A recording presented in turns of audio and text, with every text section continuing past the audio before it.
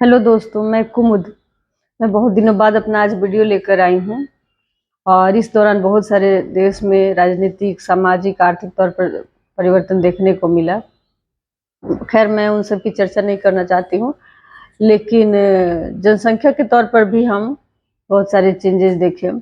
अभी हाल में रिपोर्ट आया है यूनाइटेड नेशन पॉपुलेशन फंड की। इस रिपोर्ट के अनुसार भारत विश्व का सबसे बड़ा पॉपुलेशन वाला यानी जनसंख्या वाला देश बन गया है।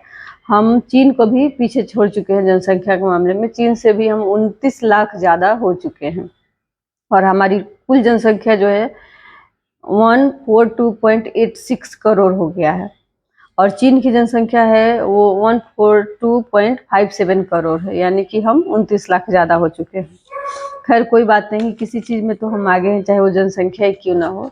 अगर हमारे पास जनसंख्या है तो उसको सही नीतियों के द्वारा हम एक बहुत बड़े संसाधन में परिवर्तित कर सकते हैं और वैश्विक महाशक्तियों के इस दौर में हम भी खुद को महाशक्ति साबित कर सकते हैं। हालांकि कई मोर्चों पर हमने अपने आप को साबित अभी किया है, लेकिन बहुत सारी चीज़ों में अभी करना बाकी है। उसका भी एक बहुत बड़ा रीज़न जनसंख्या ही है, जिसमें हम नहीं कर पाते हैं अपने आप को साबित। उसका भी बहुत बड़ा रीज़न जनसंख्या ही है।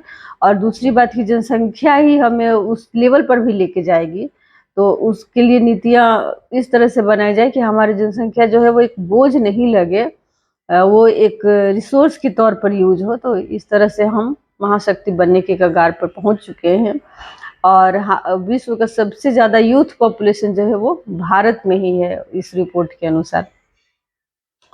दूसरी बात की ग्लोबल हंगर इंडेक्स 2022 की मैं रिपोर्ट देख रही थी, जिसमें 121 देशों की सूची तैयार की गई है। उसमें भी भारत 107वें स्थान पर है, यानी कि ग्लोबल हंगर इंडेक्स जो है उसमें भी हम बहुत ही पीछे हैं। यानी कि हमारे देश में भूखी जनसंख्या जो है वो बहुत ज़्यादा है, भूखे लोगों की संख्या ज़्यादा है, यानी कि हम अपने लोगों को सही तरीके से भोजन भी उपलब्ध नहीं करा पा रहे हैं इस रिपोर्ट के अनुसार।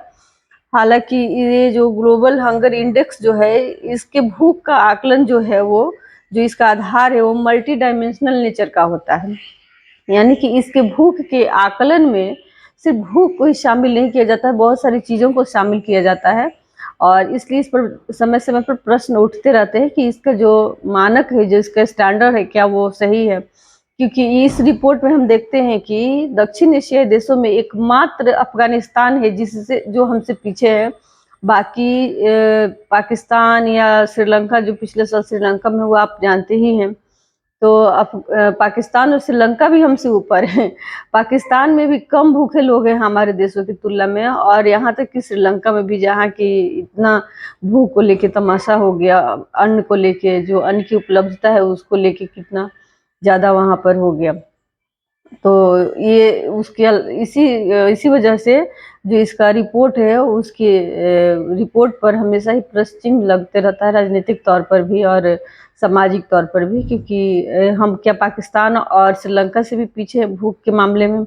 वहाँ की भले वहाँ की पॉपुलेशन कम है, हमारा पॉपुलेशन ज़्यादा है, लेकिन ये आज तक तो मैंने कभी ऐसा फ़ोन रिसीव नहीं किया या कभी कोई आके मुझसे सवाल नहीं पूछा इस तरह के कि ये जो रिपोर्ट तैयार किए जाते हैं इनके लोगों के द्वारा, इस ऑर्गेनाइजेशन के किसी भी मेंबर के द्वारा, कि आपके पास अगर फ़ोन आया है तो आप ज़रूर इस वीडियो में शेयर कीजिएगा।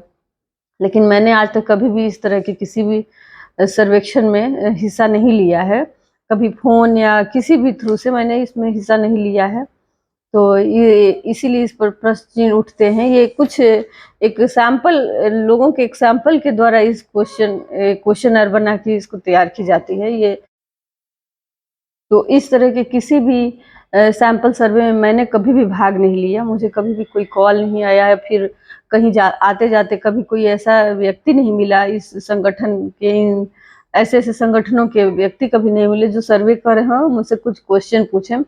तो ये एक सैंपल सर्वे होता है कि लोगों के लोगों के एक समूह के द्वारा बस सवाल पूछा जाता है, समूह से पूछा जाता है और वो जवाब देते हैं और उसी आधार पर तैयार की जाती है रिपोर्ट। तो इस तरह से इसके रिपोर्ट पर हमेशा ही सवाल उठते रहते हैं। दूसरी जो रिपोर्ट है वो मैंने देखी कि वर्ल्ड हैप्पीनेस इंडेक्स 2023, उसमें 146 देशों की सूची तैयार की गई, लिस्ट तैयार की गई, जिसमें भारत 136वां स्थान प्राप्त किया है, यानी हम 136वें स्थान पर हैं, यानी कि हम खुश भी नहीं है। इसमें नंबर 1 नंबर 2 जो है वो फिनलैंड और डेनमार्क है। फिनलैंड, डेनमार्क और नॉर्वे, ये 2-3 ऐसे कंट्री हैं जो कभी भी कोई भी रिपोर्ट तैयार होती है वैश्विक लेवल पर, तो उसमें ये हमेशा ही नंबर 1 नंबर 2 ही नंबर 3 यही रहते हैं, 2-3 देश।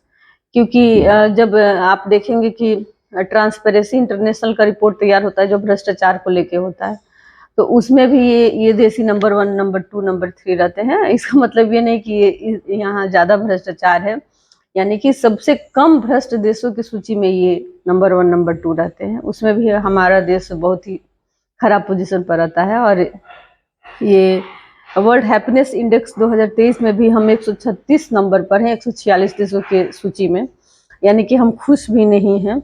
हमसे ज़्यादा खुश तो पाकिस्तान और श्रीलंका है।